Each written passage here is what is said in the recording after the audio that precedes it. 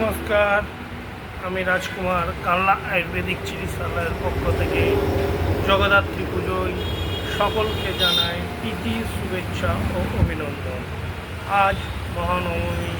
আমাদের ধাত্রীগ্রামের কথিত আছে জগদ্ধাত্রীর নাম অনুসারে ধাত্রীগ্রাম নাম হয়েছে। সেই ধাত্রীগ্রামের রানীমায়ের আজ প্রথম পুজো। রানীমা অন্যান্য জগদ্ধাত্রী দেবদের মধ্যে একটু অন্যতম। তার বাহনও ঘোড়া।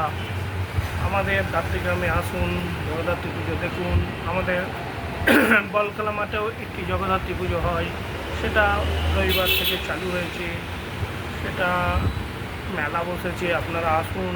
ধাত্রীগ্রাম নবদ্বীপ মোড়ে ধাত্রীগ্রাম হাই স্কুল ফুটবল মাঠে।